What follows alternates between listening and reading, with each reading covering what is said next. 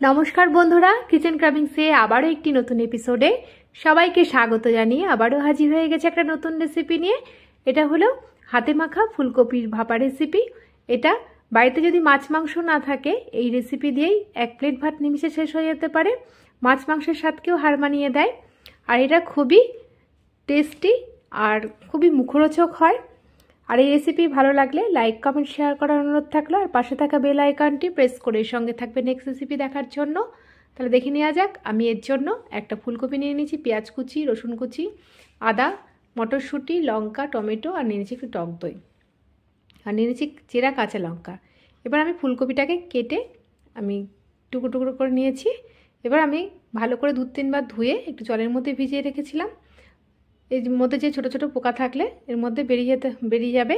এবার আমি জল ঝরিয়ে ফুলকপিগুলোকে তুলে নিচ্ছি। সব ফুলকপিগুলোকে তুলে নিয়ে এবার আমি এগুলোকে একটু ম্যারিনেট করে নেব। তার আগে আমি একটু জলে ভাপ দিয়ে নিচ্ছি। ফুলকপিটা জলে ভাপ দিয়ে নিলে এর যে একটা গন্ধ থাকে, একটা আলগা গন্ধ থাকে, সেটা ঠিক হয়ে যায় আর ফুলকপিটা কিছুটাও সেদ্ধ হয়ে যায়। এবার আমি 10 মিনিটের জন্য এটাকে ভাপ দিয়ে নিচ্ছি। দিয়ে দিচ্ছি একটু নুন স্বাদ মতন, ঢাকনা দিয়ে দিলাম 10 মিনিটের জন্য। এদিকে ততক্ষণে আমি একটা মশলা রেডি করে নেওয়ার জন্য 3টে পেঁয়াজ আমি কুচি কুচি করে রেখেছিলাম আর দিয়ে দিচ্ছি একটা পুরো গোটা রসুন নিয়ে নিয়েছি আর 1 ইঞ্চি আদা আর 3-4টে পাকা লঙ্কা আর একটা টমেটো কুচি। এবার একটু জল দিয়ে মশলাটা আমি ব্লেন্ড করে নিচ্ছি। মশলাটা রেডি হয়ে গেছে। এবার ততক্ষণে ফুলকপিটাও ভাপ দেওয়া হয়ে গেছে। জল ঝরিয়ে ফুলকপিটাকে আমি কড়াইয়ের মধ্যেই তুলে নিচ্ছি। এর মধ্যেই আমি এটাকে ম্যারিনেট করে নেব। একদম চিকেন যেমন ম্যারিনেট করে চিকেন বা মাটন, সেইভাবেই আমি করব।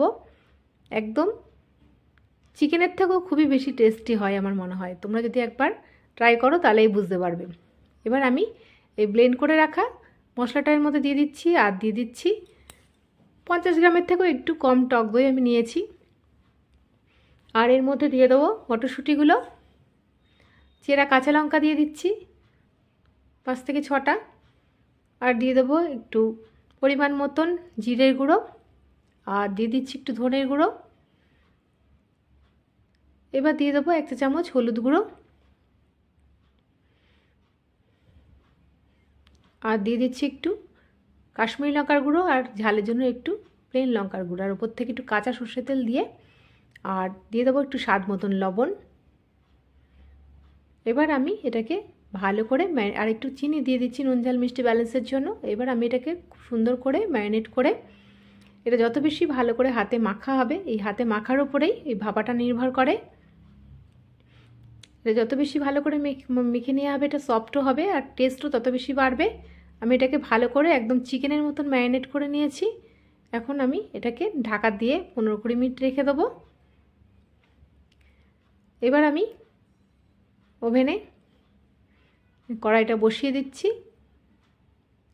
আর দিয়ে দিচ্ছি একটু মশলা ধোয়া বাটির জলটা দিয়ে দিলাম। আর এমনি কোনো জল দেওয়া হবে না, একদম পুরো এই তেলটাতেই রান্না হবে। 10 মিনিটের জন্য ঢাকনা দিয়ে দিয়েছিলাম। আমি 10 মিনিট পর ঢাকনা খুলে একবার একটু নেড়ে দিলাম। এটা কোনো কষিয়ে রান্না হবে না, একদম ভাপে ভাপে হবে। একবারে রেখে দিলে নিচটা একটু তলা ধরে যেতে পারে, তাই আমি একবার একটু নাড়িয়ে দিলাম। আরও 5 মিনিট পর আমি আর একবার নাড়িয়ে দিচ্ছি। দেখো ফুলকপিটা অনেকটাই মজে গেছে, সুন্দর একটা ফ্লেভার ছাড়তে লেগেছে। এবার আমি আর 5 মিনিটের জন্য ঢাকনা দিয়ে দিলাম। ফিরে আসছি 5 মিনিট পর।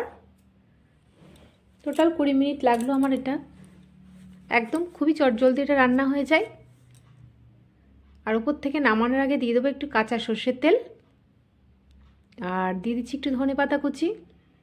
ধনেপাতাটা দিলে ফ্লেভারটাও খুব সুন্দর হয়। এবার আমি এটাকে ভালো করে নেড়েচেড়ে নিচ্ছি। তারপর একটু স্ট্যান্ডিং টাইমে রেখে আমি এটা সার্ভ করে নেব।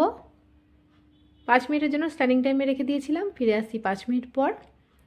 এবার আমি একটা বোলের মধ্যে সার্ভ করে নিচ্ছি। এটা গরম গরম রুটি পরোটার সাথে তো খুবই ভালো লাগে, তাছাড়া গরম গরম ভাতের সাথেও খুবই ভালো লাগে। তোমরা অবশ্যই এই সহজ রেসিপিটি একবার বাড়িতে চটজলদি একবার ট্রাই করে নাও।